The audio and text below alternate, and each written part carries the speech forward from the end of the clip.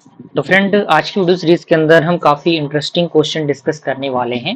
Question कह रहा है कि right on the characteristics of concretes chemical and physical state. यानी कैरेक्टरिस्टिक्स क्या होते हैं केमिकल, जो आपके कंक्रीट होते हैं केमिकल और फिजिकल स्टेट के अंदर, उसको अच्छी तरीके से समझेंगे। लेकिन उससे पहले मैं छोटा सा आपके लिए रिक्वेस्ट करना चाहूंगा कि अगर आपने हमारे चैनल को सब्सक्राइब नहीं किया है तो जल्द से जल्द चैनल को सब्सक्राइब कर लें, ताकि जो भी इस प्रकार के इन्फॉर्मेटिव वीडियो है उसका नोटिफिकेशन आपको मिलता रहे और एक एक पॉइंट को अच्छी तरीके से समझाने की कोशिश मैं करूंगा। ओके, आइए स्टार्ट करते हैं।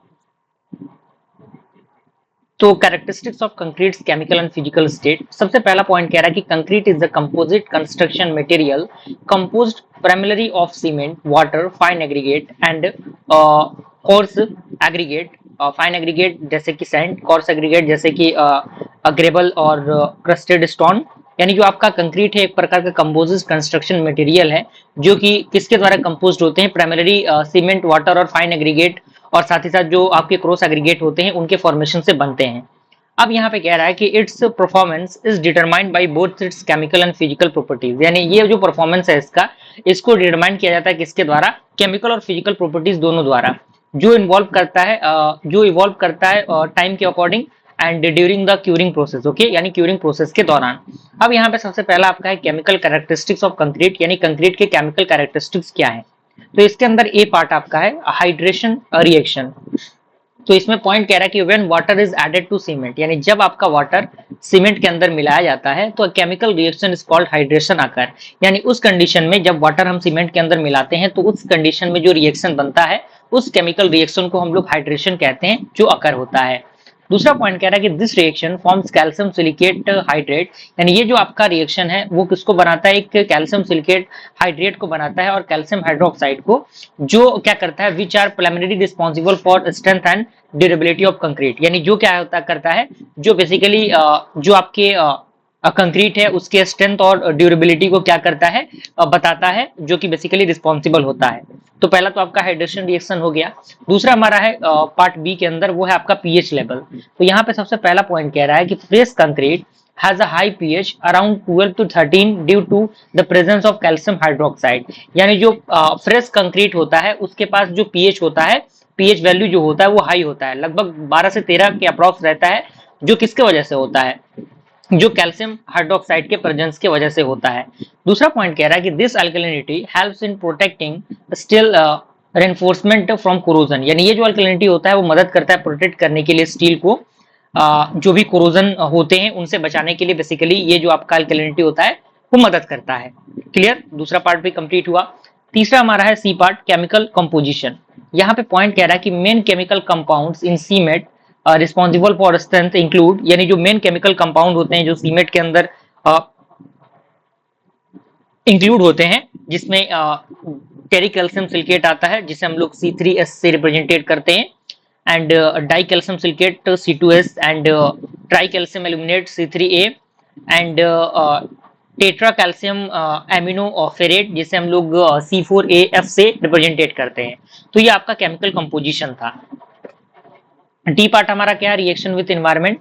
तो यहाँ पे कह रहा है कि concrete can react chemically with external agents like sulphates, chloride और कार्बन डाइऑक्साइड विच में लीड टू। यानी जो कंक्रीट है वो केमिकली रिएक्ट करता है एक्सटर्नल एजेंट से, जैसे कि सल्फेट हो गया, क्लोराइड हो गया, कार्बन डाइऑक्साइड हो गया, जो किसको लीड करता है, जो सल्फेट अटैक को लीड करता है, क्लोराइड इंड्यूस्ड कोरोजन को इंडिकेट करता है, कार्बोनेशन को इंक्लूड करता है, ये चीजें आती हैं इसके अंदर। ओके, आगे बढ़े हम लोग। अगला हमारा है, पहला तो हमारा क्या हो गया, पहला हमारा केमिकल कैरेक्टरिस्टिक्स हो गया।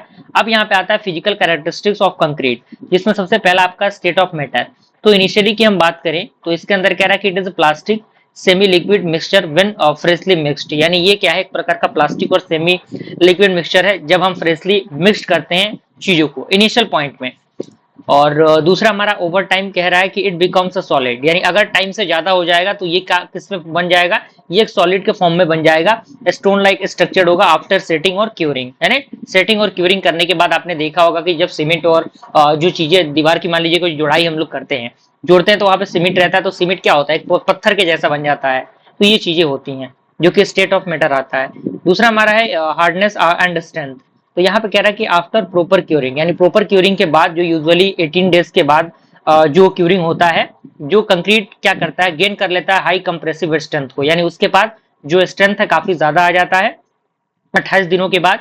And it is a brittle in nature, यानी ये किसमें नेचरली क्या होता है, ये ब्रिटल होता है और वीक इन टेंशन होता है, जो क्या करता है which is why reinforcement is often required. Okay, C part आपका आता है पोरोसिटी एंड परमेबिलिटी।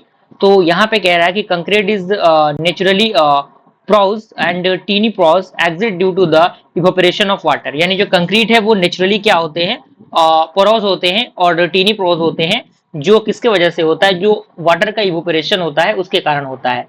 अब यहाँ पे दूसरा पॉइंट कह रहा है कि low water cement ratio and proper curing reduce permeability and improving durability, यानी जो लो वाटर सीमेंट रेशियो है और जो प्रॉपर क्यूरिंग है वो रिड्यूस करता है किसको, परमेबिलिटी को, और इम्प्रूव करता है ड्यूरेबिलिटी को। ओके, तो ये आपका हो गया। और चौथा हमारा है डेंसिटी। तो यहाँ पे कह रहा है कि the physical density of normal concrete is about 2200 to 2500 KG per metre cube, यानी जो एक नॉर्मल कंक्रीट होता है वो लगभग उसकी डेंसिटी लगभग 2200 से लेके 2500 केजी पर मीटर क्यूब के अप्रॉक्स रहता है।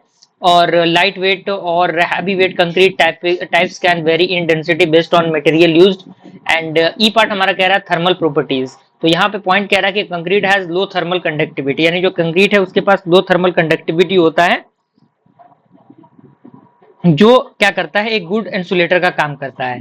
एंड ये एक्सपेंड करता है और कंट्रैक्ट करता है with temperature changes and requiring the expansion joint in large structure. F part आपका है वर्कबिलिटी का। तो पॉइंट कह रहा है कि workability refers to how easily concrete can be mixed, placed and finished, यानी जो वर्कबिलिटी है वो रिफर करता है कि आखिर कैसे कितनी आसानी से जो कंक्रीट है वो मिक्स्ड होता है, प्लेस्ड होता है और किस तरीके से उसको फिनिश किया जाए। और ये डिपेंड होता है वाटर के कंटेंट पे, एग्रीगेट के साइज पे और जो आपका एडमिक्सचर्स होते हैं उन पे। तो आई होप ये आपका जो क्वेश्चन है समझ में आ गया होगा। मिलते हैं अगले वीडियो में, तब तक के लिए थैंक यू।